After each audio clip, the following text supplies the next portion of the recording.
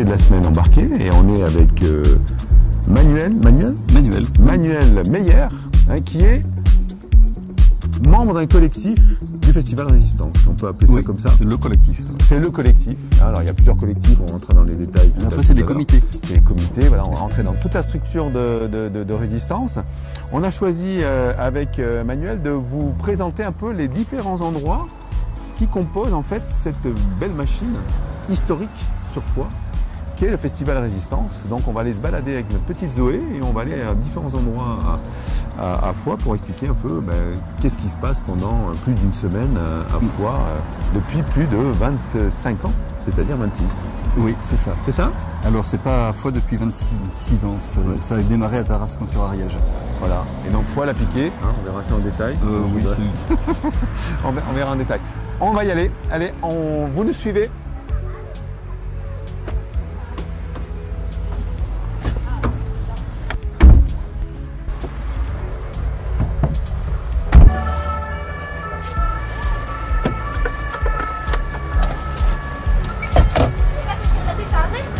Allez, on va y aller. Le Foix est assez encombré. Alors on précise, hein, on est juste avant le 14 juillet. Il y a quand même beaucoup de monde. Hein. On attend on attend le Tour de France. Hein. Le Tour de France qui va bloquer complètement. Qui va bloquer totalement le centre-ville. Donc là c'est compliqué. Donc là on a profité justement aujourd'hui. D'habitude, ça a lieu pendant le Festival Résistance que passe le Tour de France. Oui, c'est ça. Et là, donc là, c'est toujours la même période de l'année, le Festival Résistance? C'est toujours la deuxième semaine du mois de juillet, sauf une exception lorsqu'il y a eu les premiers confinements, où les festivals étaient interdits jusqu'au 31 juillet. C'est ça, oui. Et on l'a su suffisamment tôt pour le déplacer jusqu'à la fin du mois d'août. Ce qui fait qu'en fait, nous avons toujours pu avoir notre festival. Il ne s'est jamais arrêté. Alors, on a expliqué, hein, j'ai dit qu'on était à la 26e édition et que par contre, je disais que ça faisait 26 ans à Foix, mais ce n'est pas le cas. Donc ça a démarré à Tarascon pendant plusieurs éditions? Oui, à peu près une dizaine d'éditions, jusqu'en 2007. Et c'était sur une forme assez différente.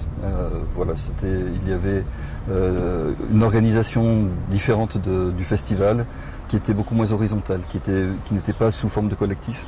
D'accord. Et qui a eu des problèmes, s'il faut le dire, que c'était des problèmes d'ordre politique qui se sont mis en place à ce moment-là, qui a fait que le festival a failli mourir en 2006.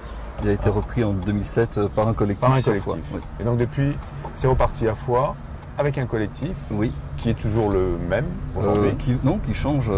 Alors c'est la même organisation. Oui, voilà, je parlais de ça. Oui. Et avec plusieurs comités, mais ça on en avait un petit peu parlé peut-être lors de l'interview de la semaine il y a une quinzaine de jours. Donc là, Foix est en travaux. Hein. Alors on va tenter d'arriver au premier lieu sans trop de temps. Qui est un lieu d'importance pour le festival? Pour cette année, oui, effectivement, puisque ça fait déjà un certain temps que parmi les bénévoles qui font fonctionner le festival, il y a des gens qui viennent du CADA, donc c'est le centre d'accueil des demandeurs d'asile. Et ça fait un moment qu'on cherchait à avoir un partenariat et le partenariat est effectif cette année. D'accord. Ce qui nous a permis d'avoir une projection hors les murs, donc en plein air, samedi soir. Après un repas partagé, donc sur place, donc au sein même du CADA. D'accord. Alors donc le fait que Résistance soit piloté par un collectif, hein, où on a des gens qui viennent, qui repartent, hein, ça évolue chaque année. Est-ce que ce festival, il est en communion avec cette ville qui est quand même particulière, hein, c'est la ville-préfecture?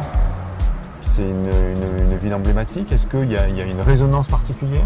Oui, parce que évidemment, en fait, ce que sont les associations, alors je dis globalement, mais le Regard Nomade qui porte Résistance, c'est pareil. Les associations d'Foix ont une très très grande importance parce il y en a un grand nombre qui pas toutes, mais certaines organisent des événements culturels dans la ville. Et ces associations, et Regard Nomade en fait partie, accueillent des gens de Foix ou d'autour des alentours qui sont assez diverses. Voilà. C'est pas forcément que des amateurs de cinéma. C'est en général des associations engagées. On en a vu sur le Cousin en Palestine, hein, d'ailleurs qui est du Cousin, qui n'est pas de foi. Donc il y a une sélection où dans ces comités, il y a des gens qui sont plutôt engagés politiquement ou sur des... Dans les associations qui viennent sur le village des associations, oui, essentiellement oui. Là par exemple, aujourd'hui il y a la CGT qui est présente, il y a les Amis de l'Humanité, le journal, il y a Cousin en Palestine, hier il y avait les Faucheurs volontaires. Donc ce sont effectivement des... D'ailleurs c'est un peu la marque de fabrique. C'est ça. Y compris d'ailleurs les librairies qui viennent s'installer. Par exemple là, quand on est parti, la librairie Cachalot est en train de monter son stand. Elle se présente comme une librairie associative et engagée. Donc globalement, donc, tous les gens qui viennent au festival, y compris pour voir les films qui sont présentés pendant toute la semaine, sont des gens qui sont engagés, alors soit politiquement, soit de manière syndicale, sur des œuvres humanitaires, anti-OGM. On a vu, voilà, c'est la marque de fabrique. Donc c'est la marque de fabrique du festival lui-même. C'est pas forcément la marque de fabrique de notre public, parce que pour le coup, on a vraiment un public beaucoup plus large et qui est intéressé. Alors parce qu'en même temps, il y a une grande diversité de films. Il y a des films qui vont être des films de fiction qui ont été diffusés dans des cinémas grand public, ou bien il va y avoir des documentaires qui sont beaucoup plus discrets dans leur diffusion. Mais comme il y a un très très grand travail de sélection avant, tous les films que nous présentons ont quand même une vraie puissance. D'accord. Alors Résistance, moi ça me fait penser à l'Ariège contestataire, parce que c'est quand même la marque de fabrique de l'Ariège. L'Ariège c'est quand même l'endroit où on dit non à beaucoup de choses souvent. C'est peut-être pas un hasard, oui. C'est pas un hasard. Est-ce que justement la question corollaire, c'est est-ce que le festival Résistance pourrait se situer ailleurs, ou c'est vraiment on est bien dans cet écrin de l'Ariège qui souvent mène des combats assez importants? Moi j'ai vécu dans plusieurs régions et effectivement il n'y a qu'ici que j'ai trouvé ce type d'association et de festival. Mais en même temps nous côtoyons beaucoup de gens qui viennent qui font d'autres festivals que le nôtre et qui trouvent ailleurs. Alors c'est pas forcément la même forme, mais je sais que nous avons parmi nos bénévoles une jeune femme qui était au festival d'Évreux, qui était le festival qui s'appelait Anthropocène. Et c'était sa première édition. Elle nous a dit que le festival Anthropocène d'Évreux, donc en Normandie, avait une organisation qui ressemblait à la nôtre. D'accord. Okay. En parlant de ça, les festivaliers, parce que les gens qui viennent au festival sont les festivaliers, ils viennent de loin, de toute la France, d'Ariège uniquement. Est-ce qu'on a vous avez des statistiques ou c'est peu importe? Tous les ans, il y a quelqu'un. Tout à l'heure, j'étais interrogé par la jeune femme qui fait les statistiques sur le festival. On fait toujours les statistiques. On a une très grande proportion de gens qui viennent aussi d'ailleurs. Donc là, par exemple, hier, j'ai interrogé pour le journal du festival qui s'appelle Clandestine, un homme qui a été à la retraite le jour où il est arrivé au festival la semaine dernière et qui vient de Cachan, donc en région parisienne. Et ça fait c'est sa 4e année qu'il vient au festival et il est là la durée du festival. C'est-à-dire la première fois qu'il est venu, il a pensé passer des vacances, donc il avait loué 15 jours, il a fait une semaine de festival et une semaine de vacances. Et là, les fois suivantes, il vient juste une semaine pour ne rien louper du festival et après il repart. Alors je sais que c'est pas forcément l'objectif du Festival Résistance de développer le tourisme d'accueil des festivals, parce que l'Ariège l'été a quand même au moins une vingtaine de festivals thématiques qui drainent du monde de l'extérieur, mais c'est pas forcément l'objectif de Résistance, mais ça a une importance pour la ville de Foix que aux alentours de la mi-juillet, on a des gens qui viennent un peu partout et qui viennent un petit peu alimenter le tourisme entre guillemets de localité. Oui, bien sûr, mais de toute manière, la culture, quoi qu'on en dise et quoi qu'on en pense, la culture draine du monde. Et la culture, c'est souvent aussi un acte militant. C'est parce que on ne verra pas ici à Résistance des films des grands blockbusters américains. C'est assez rare, même si on s'est interrogé sur notre programmation cette année de diffuser Matrix, par exemple. Mais c'était vraiment un film qui aurait été à la limite de ce qu'on pouvait faire. Mais tout le reste, c'est-à-dire que Donc on est sur la bonne voie là. Tout le reste est... alors parfois je cherche mes mots, faut m'excuser. Il n'y a pas de souci. On est tout. On est sur du cinéma engagé. Hein. Oui, oui, là, oui. Vous disiez, Oui. on aurait pu programmer Matrix cette année. Il y a eu des programmations, notamment sur des sujets, parce que j'imagine que Matrix, effectivement, ça fait référence peut-être à ce monde un petit peu manipulé aujourd'hui avec les données des grandes boîtes américaines. Donc effectivement, Matrix, c'est un peu ça, c'est qu'on ne sait plus trop si on a une vie réelle ou on est immergé dans une espèce de métaverse, pour pas citer le souci. Vous avez traité le sujet de la transition énergétique, qui touche quand même beaucoup de monde aujourd'hui. C'était même pas tellement la transition, là c'était carrément la décroissance. La décroissance, voilà. Oui, c'est une façon de voir la transition. Oui, c'est une autre. Disons que le mot transition, visiblement, n'agrée pas toujours aux gens qui réfléchissent sur ce problème. C'est soft. Parce que là, oui, c'est assez soft. Parce que faites pas trop d'efforts. On y va doucement. Oui, c'est ça.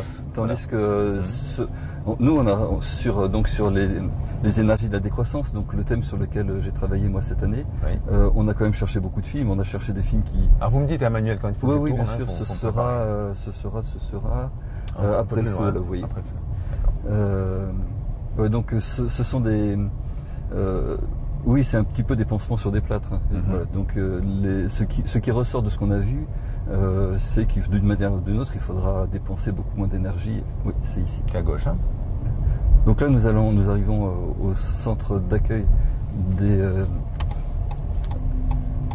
Alors pourquoi ça a une importance pour Résistance? Je vais à droite, à gauche? C'est en face. Voilà, dans le... Oui. Okay. Pourquoi ça a une importance? Parce que les questions liées à l'accueil des réfugiés ou les questions liées au colonialisme. Donc souvent les deux, donc c'est juste ici. CADA, CADA, Festival Résistance. Oui, on continue. Oui, tout à fait. Question de réfugiés politiques. Voilà, et donc ça fait partie des problématiques que nous développons chaque fois que nous réfléchissons au thème que nous choisissons pour l'année suivante. Ouais. Et voilà, donc ici se sont accueillis un grand nombre, alors c'est des familles ou des personnes seules qui sont en attente d'autorisation de rester sur le territoire ou d'avoir des papiers. Voilà, alors après l'Ariège est une terre d'accueil naturel, on va dire, de réfugiés, depuis de nombreuses années. Oh, pas toujours, parce que parfois la vie n'est pas facile pour eux. Alors je ne dis pas que l'Ariège aime accueillir des réfugiés, je dis que c'est une terre d'accueil naturelle. Oui, tout à fait, oui. C'est une frontière naturelle, et on sait que ça passe par l'hospitalier, et ça a toujours été un peu le cas. Aujourd'hui, on a des migrants d'Afrique qui viennent, qui remontent et qui passent par... dont certains peuvent se retrouver ici. Et qui se retrouvent ici. On a eu des Espagnols, on a eu des Portugais, on a eu pas mal de monde. Après, bon, voilà, comment les Ariégeois ou la France les accueillit, ça c'est un autre sujet qui est traité certainement dans le festival. Oui, bien sûr. Mais souvent, c'est pas tellement la question des Ariégeois, c'est la question des autorités. Des autorités, bien sûr. C'est en fait le problème des demandeurs d'asile, c'est pas les habitants de Foix. Je pense que sur ça, il n'y a absolument aucune ambiguïté. Peut-être que certaines personnes râlent, mais dans le cas précis, c'est vraiment un problème de vouloir souvent trouver un moyen de faire en sorte qu'ils ne restent pas en France. Alors on va repartir dans les embouteillages malheureusement, puisque la veille du 14 juillet, les travaux de l'entrée de Foix ne sont pas terminés. Nous, sur le festival, on a 4 associations qui se sont rassemblées pour tenir la cantine du restaurant. Alors voilà, oui, on l'a vu, on arrive, il y a un peu de tout. On peut, c'est pas en autonomie, mais le festival gère beaucoup de choses. Donc il y a des débats, il y a de la restauration, on a des stands, donc on a dit d'associations engagées, soit des syndicats, soit des associations humanitaires qui défendent tel ou tel combat, parce qu'il y a beaucoup de combats à mener, qui sont en phase avec l'esprit de résistance. Oui, bien sûr. Donc en gros, ça c'est la coquille d'accueil. On a des concerts le soir sous le chapiteau qu'on a vu également. Alors si vous voulez que je vous donne une partie conviviale. Est-ce qu'il y a un off Il y a en fait, il y a une salle qu'on appelle la salle off. Oui. C'est une salle où on peut voir les films qu'on n'a pas pu, dont on n'a pas pu assister à la projection. Sauf que ça devient de plus en plus compliqué parce que jusqu'à il n'y a pas très longtemps, nous recevions des DVD pour les films que nous sélectionnions. Et maintenant, nous recevons des liens. Des liens Internet, et les liens Internet ne sont jamais très longs. Voilà. Et quand on arrive au jour du festival... C'est l'inconvénient du numérique. Hein. Ça fait partie du problème du numérique, puisque c'est aussi une très très grosse charge d'énergie qui est dépensée pour les flux vidéo et visuels. Voilà. Vous avez combien de bénévoles dans ce festival? Parce que c'est quand même... Alors à l'année, on est entre 30 et 40 du collectif. Oui. Et on monte à 80 bénévoles à peu près au moment du festival. D'accord. Après, vous faites venir des équipes de l'étranger ou des jeunes étudiants? Alors les bénévoles, ils peuvent venir de partout. De partout. Ils peuvent venir de partout. Et effectivement, on a pas mal de bénévoles qui ont traversé la France pour venir ici une semaine. Ils s'installent au camping de la Barre. D'accord. Et on a alors il y a des réalisateurs que nous faisons venir. Oui. Alors on est quand même limité par les budgets, donc là, par exemple, on a un Zoom Québec. C'est un petit peu compliqué de faire venir des réalisateurs québécois. Mais voilà, on a des invités qui viennent de partout en France. Alors on a croisé des étudiants oui. qui se baladent avec des caméras. Ce sont des Belges, oui. Alors en fait, il y a l'organisation d'un kino sur le festival. Donc un kino, c'est une sorte de défi pour faire des films très courts, du moins pas très courts, mais des films très rapidement. Très rapidement. Et pendant la durée du festival. C'est ça, oui. Donc de hackathon pour les gens qui connaissent le terme aussi. Oui, c'est ça. Voilà. Oui. Donc on en avait parlé avant-hier, oui, effectivement. Donc on n'a pas pu faire venir. D'habitude, c'est le Zoom géographique qui fait venir. Et c'est intéressant parce que ça nous permet d'avoir des jeunes qui vont présenter les films du pays en question. Là, on ne pouvait pas faire venir 10 Québécois, c'était pas possible. Donc on a fait venir 10 Belges. C'est moins loin, et puis il y a des financements européens pour ça. Oui. Et les 10 jeunes Belges qui sont là travaillent avec 10 jeunes Ariégeois qui donc ils travaillent ensemble sur du lycée de Foix, de la section de partout. Non, pas forcément. D'ailleurs, peut-être même souvent, on les choisit en dehors des structures. Dans les lycéens, on présentait les films qu'ils ont réalisés cette année, la première demi-journée, la première matinée du festival. Mais là, les jeunes qui viennent, c'est des gens qui apprennent le métier. D'accord. C'est pas pour en faire un métier, ils apprennent le maniement d'une caméra, le maniement d'un micro, comment... Donc les jeunes aujourd'hui, aiment bien faire des formats très très courts, ils sont habitués... aussi bien sur Snapchat que tous ces réseaux qui nous entourent, qui posent certains problèmes d'ailleurs. On parlait de financement, je ne sais pas si on en a parlé, mais qui finance le festival Résistance? Mais il y a une très grosse partie du financement qui est un autofinancement, c'est-à-dire c'est la billetterie, c'est la cantine, voilà, donc il y a beaucoup de... Combien de participants chaque année, en moyenne? On a 12 000 entrées. 12 000 en entrées, moyenne, voilà. Disons que je crois qu'on est descendu à 10 000 ou 9 500 pendant le confinement, parce qu'on nous a imposé des quotas dans les salles, etc. Donc c'est un petit peu compliqué, mais globalement ça a été plutôt très bien sorti. Et alors on dit que justement les salles de cinéma en France disent que les gens ont du mal à revenir dans les salles obscures.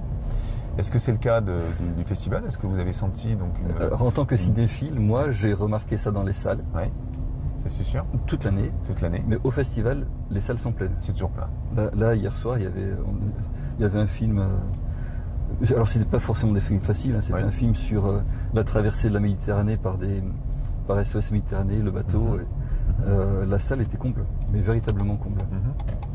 Et voilà, donc. D'accord. Donc en fait, l'essentiel c'est quand même le combat et le sujet plus que le média. Les gens viennent vraiment pour retrouver ces films engagés pas que, c'est parce que quand il y a un film un peu plus grand public, les gens viennent aussi. Ça a été le cas hier. Mais bon, c'est... Donc le principe de programmation, notre principe de programmation, c'est ça. Alors après, ce que les gens viennent chercher, c'est peut-être autre chose.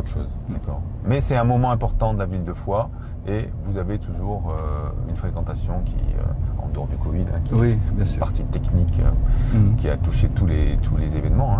Et d'ailleurs, on a une reconnaissance par les autorités parce que ils nous donnent quand même les subventions tous les ans. La ville de Foix, hein, donc la ville de Foix, le département et la région. Et la région. Des classiques. On aurait pu passer par le Vieux-Pont. Et l'État, en fait, et l'État, en fait, je devrais dire. Oui. C'est le ministère de la Culture. Cinéma, CNC. Alors, est-ce que c'est... Non, c'est pas le CNC. Non. C'est pas le CNC. Est-ce que c'est la DRAC? Là, je me souviens plus. Là, vous me posez une colle. Ouais. Parce que je suis sur d'autres associations qui sont financées par la DRAC. D'accord. Mais, ouais. Okay. Alors, là, on est en train de rentrer dans les allées de Villotte. On va découvrir un autre endroit d'importance, puisque on est parti de l'Estive, hein, oui. Pour les gens qui connaissent. Enfin, on parle de l'Estive, mais en fait, c'est le centre culturel de Foix, où là, vous avez les projections les plus importantes. Ou en soirée. Disons que c'est là qu'on a le cœur du festival. Et après, donc, on est sur plusieurs endroits. Il y a des matinées, hein, qui ont lieu au centre culturel de Foix. Et puis, il y a, donc on vient de voir le CADA, donc il y a des projections en nocturne. Et puis, on va aller voir des projections... en nocturne aussi. En nocturne aussi. Si on va jusqu'à Saint-Voluzien, donc tous les soirs, à 22h30, il y a un film... qui a été sélectionné par le comité centre-ville. Donc ce sont des habitants du centre-ville qui ont sélectionné, qui se sont réunis plusieurs fois dans l'année et qui ont sélectionné. Donc on a un festival participatif. Ben, c'est le principe. C'est le principe. Tout est participatif. Il n'y a rien qui vienne d'en haut, qui soit imposé. C'est-à-dire que tout vient de comité. Alors on cherchait le président du festival de Résistance, il n'y en a pas. Ah, oui, vous allez bien le chercher. Longtemps, Gérard Béraille, qui nous a quittés en décembre dernier, était considéré par les autorités comme le président, sauf qu'il n'a jamais été le président. D'accord. Et jamais lui-même ne s'est considéré comme le président. C'est vrai que les partenaires, en général, veulent identifier une personne qui représente l'association, hein, en termes de responsabilité et autres. Et c'est vrai que l'architecture et l'organisation sous la forme de comité ou de collectif, c'est plus compliqué. Mais c'est plus satisfaisant, parce que, en fait, dans un comité, le travail d'un comité. Donc, si vous voulez, je vous raconte un petit peu comment se construit le festival. Bien sûr, oui, bien sûr. Donc, on a le temps. Il y a toujours beaucoup de voitures à Foix à cette époque de l'année. Hein. Les touristes sont arrivés, donc on a vraiment le temps de discuter tranquillement sur l'organisation de Résistance. Donc, on redémarre dès la mi-septembre, où on fait les bilans de l'année précédente et où on démarre d'entrer sur la recherche des thèmes de l'année suivante. Donc les thèmes, on va les choisir dans des grands blocs qui vont être le social, le culturel, le politique et l'environnemental. Ouais, donc sur ces thèmes, on va essayer d'avoir tous les ans des thèmes qui répondent à l'un ou à l'autre de ces grands blocs. Et ça, c'est une vraie discussion, c'est-à-dire que chacun vient avec, donc dans nos collectifs, avec des arguments, il a réfléchi à des thèmes, il essaye de voir quel axe dans le thème on va pouvoir privilégier, donc c'est vraiment de la discussion, et on peut se retrouver avec 35 ou 40 thèmes différents sur un grand tableau, et il ne faut en garder que 4. Et donc là, c'est vraiment de l'argumentation, et ça permet vraiment d'avoir une idée assez précise de ce que l'on va développer pendant le festival. À peu près à la Toussaint, on va passer à l'autre phase, c'est-à-dire que les thèmes ont été choisis, les gens vont se brancher au comité qui leur va le mieux, donc pour avoir des comités de sélection de 6 à 7 personnes. Et là, on commence à visionner des films. Donc on publie les thèmes dans les milieux professionnels, et on reçoit des propositions spontanées de cinéastes, de boîtes de production. Et puis on fait nous-mêmes des recherches sur l'actualité cinématographique ou dans les festivals ou sur les catalogues des diffuseurs.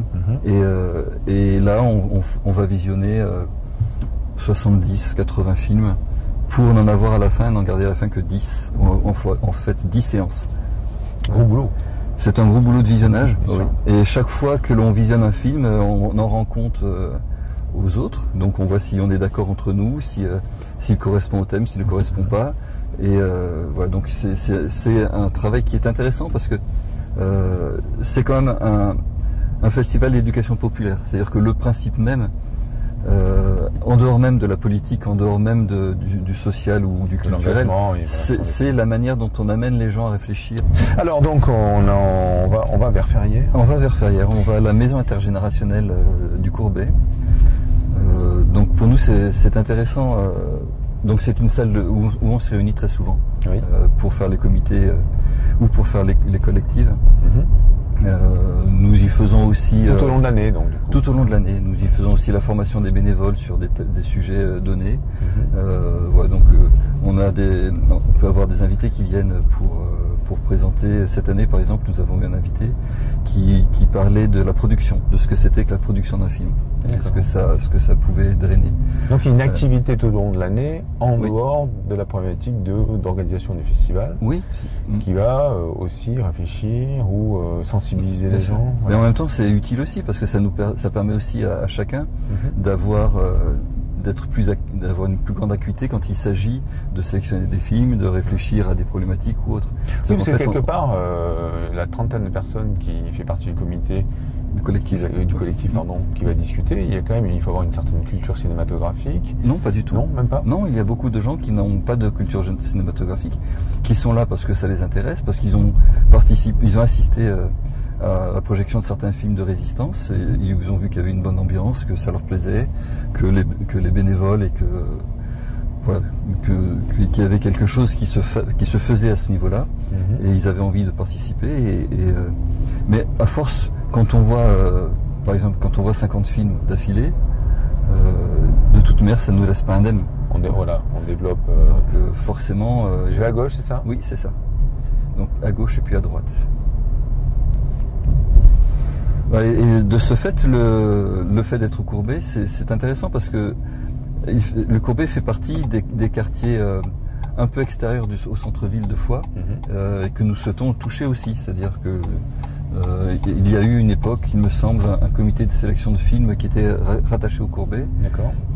Alors ce sera Et c'est la population du quartier à gauche. qui... Sera à gauche, là où vous avez le panneau. Oui. Et la population de ce quartier-là aussi, Ouais, alors Participe un peu. il n'y avait pas grand monde. c'est là? Oui, c'est là. Donc la maison intergénérationnelle est celle qui se trouve au centre. Ouais. C'est écrit en gros. D'accord. Espace intergénération. Oui. Et donc au cœur d'un quartier où nous avons eu des actions, où il y a eu des visionnages de films à l'école voisine, Ok. Nelson Mandela. Donc Ça, quelque part, c'est intéressant pour le collectif, mais c'est aussi peut-être un engagement vis-à-vis de la municipalité aussi, peut-être votre rôle de alors je ne sais pas s'il faut dire que réflexion, c'est plus la population que la municipalité. Oui, en fait maintenant ça va, on non peut retourner. On peut retourner, donc on va faire un petit demi-tour. Interdit. Oui, parce qu'en fait notre objectif à nous n'est pas Oui. tellement que la municipalité fonctionne, c'est Oui. surtout que la population puisse avoir accès à un certain nombre de choses. Après, la municipalité n'est pas pour rien dans Résistance, puisque Bien sûr. elle met par l'intermédiaire du centre culturel un certain nombre de services qui nous sont utiles pour que le festival ait lieu. Mhm. Donc je pense que nous sommes contents d'avoir ce partenariat avec la ville de Foix, et la ville de Foix est contente que le festival ait lieu sur son territoire. Mais le vrai cœur de notre recherche, c'est vraiment un travail de réflexion qui se veut le plus large possible sur ce qu'on ne va pas tellement développer ailleurs, en fait. D'accord. Et pour toucher des gens qui sont généralement pas toujours, bien... on va repasser devant le site du festival. Qui ne sont pas toujours pris en compte quand il s'agit d'avoir des actions culturelles. D'accord. Bon, on va se passer de la visite de... Oui, parce que déjà. je vois que ça fait un moment qu'on y est dessus, Oui. puis on a fait un peu le tour des questions. Oui, et puis je pense que On voit que c'est une grosse machine. On voit que c'est une pas une importance. machine, c'est pas une Oui, machine, mais parce que c'est façon assez de parler. léger en fait. Un collectif. Mais c'est quand même une grosse machine. Ça implique beaucoup de gens, Oui. en dehors des bénévoles sur la semaine du festival, tout au long de l'année. Oui. Ça agit auprès des populations, et la population, dans certains quartiers, s'intéresse à l'organisation du Oui. festival. J'essaie de faire un petit Oui, petit tout à résumé. fait, oui. Et puis on est sur des sujets qui touchent l'Ariège, souvent l'Ariège, on a dit. Tout à fait. c'est On pas- s'arrange toujours pour qu'il y ait un thème qui soit le plus proche possible des préoccupations. Des préoccupations. Voilà. Vous êtes aidé par la municipalité, les différentes collectivités locales, départementales et régionales. Ce qui fait que on arrive à la 26e édition. Ça ne s'arrêtera jamais. Ah aussi, ça s'arrêtera un jour, Oui. forcément. Tant que le Connaissez-vous collectif simplement est une toujours là, chose voilà, c'est quoi? Ce qui est intéressant dans un collectif, c'est que par définition, il est collectif. C'est-à-dire si quelqu'un s'en va ou que si quelqu'un disparaît, ben, il y a toujours quelqu'un pour le Qui va remplacer. revenir. Ouais. Donc c'est gage quand même de pérennité. Oui, et surtout de ne pas avoir une vision unilatérale sur le monde, mais d'avoir des approches diverses et critiques. Et évolutive. Puisque Et en fait, évolutive. effectivement, le danger des manifestations, hein, c'est que souvent, à un moment donné, bah, ça s'essouffle. Hein, parce que la vision du président hein, omnipotent qui fait que quelque part, eh ben, ça n'évolue plus, et puis ben, ça meurt de sa belle mort. Mais ça va vite, hein, parce que vous voyez, 4 thèmes par an, 26 éditions, ça vous fait déjà 100 thèmes. Essayez de trouver, vous, 100 thèmes différents à développer. Ben oui, c'est clair. C'est-à-dire qu'en gros, une fois que vous aurez tout épuisé, même si le temps des 25 ans, les thèmes qui ont été choisis il y a 25 ans peut-être vont pouvoir être engagés sur d'autres manières. Oui, c'est ça. Voilà, le monde évolue. Pour l'année prochaine, donc pendant le festival, ben, on est arrivé. Hein, Je pense que alors on va se garer juste derrière, parce que c'est un peu compliqué de venir ici. Vous commencez pas à discuter un petit peu des thématiques lorsqu'il y a les festivaliers qui sont présents. Parce que vous me disiez, nous on attend un peu la fermeture du festival. Mais je sais que sur d'autres événements, vers les derniers jours, il y a commencé à voir alors l'année prochaine, qu'est-ce qui va se passer? Non, moi j'ai jamais assisté à ça. Voilà, mais même si on sait bien que les thèmes qui n'ont pas été choisis une année restent toujours dans le coin d'une oreille, dans le coin d'un cerveau de quelqu'un qui va le reproposer l'année suivante. Donc en fait, il y a des choses comme ça qui reviennent. Mais les festivaliers ne nous demandent jamais. C'est très étonnant, mais ne nous demandent jamais ce qu'on va faire l'année suivante. Et on serait bien en peine de le dire. Ils espèrent. Oui. Bien, mais merci. Donc on va s'arrêter là parce qu'effectivement les parkings sont un peu saturés. Oui. La ville de Foix c'est victime de son succès et des travaux. Je vous remercie de cette longue discussion. Avec plaisir. On est rentré dans les profondeurs du festival.